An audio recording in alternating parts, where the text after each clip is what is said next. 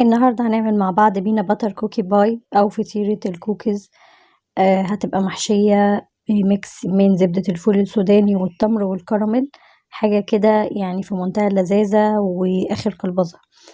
وبجد ده أحلى اختراع أنا عملته. الحشوة دي أنا مخترعاها كده مع نفسي، وبجد طلعت حلوة قوي قوي وفي منتهى اللذاذة وطعم حلو ومظبوط قوي قوي. مش هتبقى مسكرة خالص ولا هتحسسكم ان يعني الحاجة اوفر، فاهميني؟ قبل ما نبدأ انا ريهام، لايك وشير للفيديو كتير. وما تنسوش تشتركوا في القناة وتفعلوا الجرس عشان يوصلكوا كل جديد. المقادير بتاعتنا كلها هتبقى في صندوق الوصف، والفيسبوك هتبقى في اول تعليق هو والانستا، والتيك توك هتبقى في الكابشن.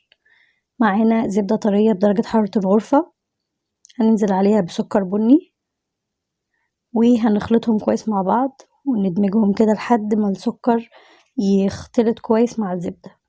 والحلو في الوصفة ان احنا مش هنستخدم اي مضرب لا كهربائي ولا يدوي، هو بالظبط الاسباتولا اللي معانا دي وخلاص. لحد ما تختفي الزبدة خالص هننزل عليها بالبيضة بدرجة حرارة الغرفة برضو، والفانيليا مننساش الفانيليا، وندمجهم كويس برضو لحد ما البيضة تختفي في الخليط بتاع الزبدة والسكر. وبعد كده هننزل عليهم بكوباية ونص من الدقيق، عليه رشة ملح وربع معلقة صغيرة من البيكنج صودا أو بيكنج باودر، بس يفضل طبعا البيكنج صودا. ونقلب كويس لحد ما الدقيق يختفي في الخليط بتاع الزبدة والسكر والبيض.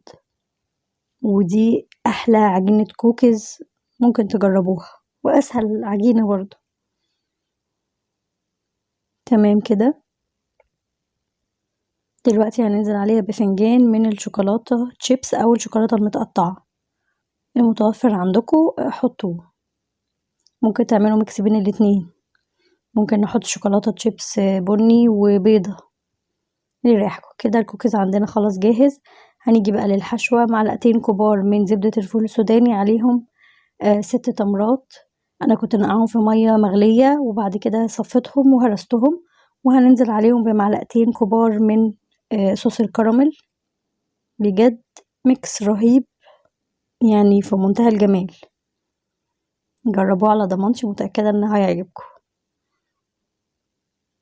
هنقلبهم كويس مع بعض، وبعدين هنجيب بقى الطاسات بتاعتنا. ممكن نستخدم صينية مقاس 16 او 18 اللي هي بتتفتح، تمام.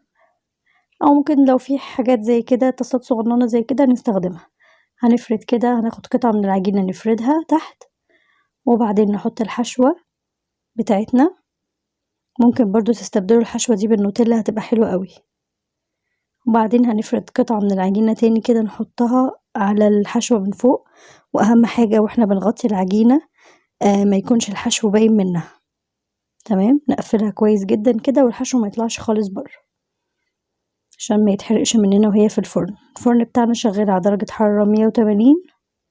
هياخد معاكم بالظبط 15 دقيقة، ما تزوديش عن كده.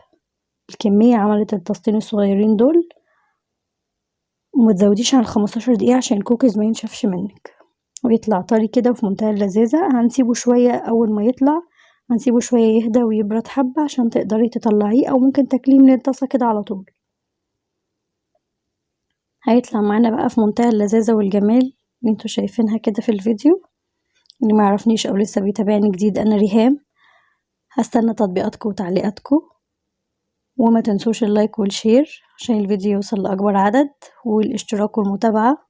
وأسيبكم بقى مع فطيرة الكوكيز الجميلة دي، ويلا سلام. ولو لسه بتشوفوا الفيديو لحد هنا فشكرا لكم، سلام.